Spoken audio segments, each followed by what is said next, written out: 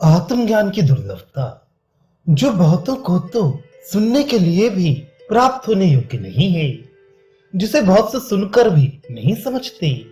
उस आत्म तत्व का निरूपण करने वाला भी आश्चर्य रूप है।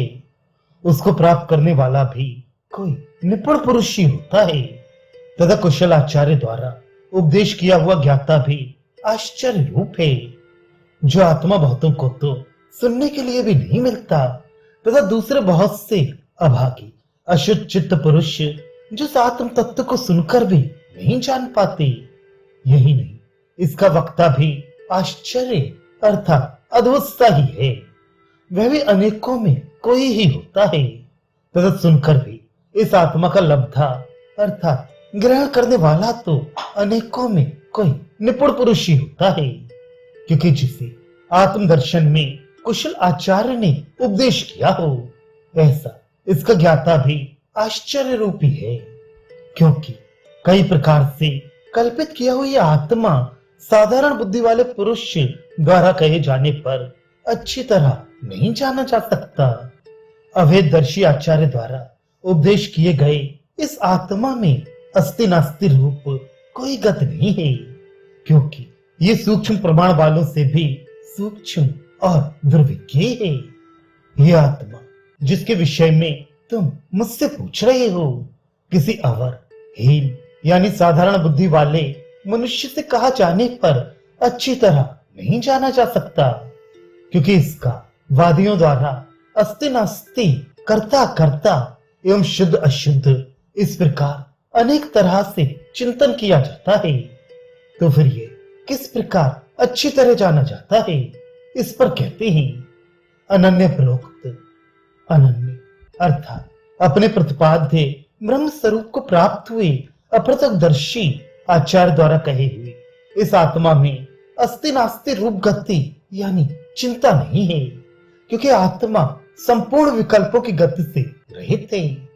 अथवा अनन्य प्रोक्त अपने स्वरूप भूत अनन्य आत्मा का गुरु द्वारा उपदेश किए जाने पर अन्य ज्ञेय वस्तु का अभाव हो जाने के कारण उसमें कोई गति यानी अन्य अवगत ज्ञान नहीं रहती, क्योंकि आत्मा के एकत्व का जो विज्ञान है यही ज्ञान की परानिष्ठा है। अतः ज्ञेय वस्तु का अभाव हो जाने के कारण फिर यहाँ कोई और गत नहीं रहती। अथवा उस अनन्य अर्थात स्वात्म भूत आत्म तत्व के उपदेश कर दिए जाने पर संसार की गत नहीं रहती, क्योंकि उसके अनंतर तुरंत ही आत्मविज्ञान का फल रूप मोक्ष प्राप्त हो जाता है। अथवा जिसका आगे वर्णन किया जाएगा, उस ब्रह्मात्म भूत आचार्य द्वारा उपदेश किए हुए इस आत्म तत्व में फिर अगति अनबोध अर्थात अपर ज्ञान नहीं रहता। अर्थात आचार्य के समान उस श्रोता को भी ये आत्म विषय ज्ञान हो ही जाता है कि वह ब्रह्म मैं हूं। इस प्रकार शास्त्रज्ञ आचार्य द्वारा अभिन्न रूप से कहा हुआ आत्मा सुविज्ञ होता है, नहीं तो ये अणु प्रमाण वस्तुओं से भी अणु हो जाता है। अपने बुद्धि से निकाले हुए केवल तर्क द्वारा इसका ज्ञान नहीं हो सकता। यदि कोई पुरुष तर्क करके उस अणु प्रमाण आत्मा को स्थापित भी करे, तो दूसरा उससे भी अणु तथा तीसरा उससे भी अत्यंत अणु स्थापित कर देगा, क्योंकि कुतर्क की स्थिति कहीं भी नहीं है।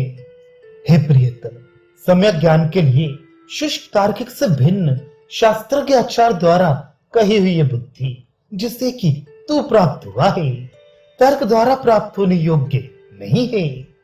आह, तू बड़ा ही सत्य धारणा वाला है। हे नचिकेता, हमें तेरे समान प्रश्न करने वाला प्राप्त हो।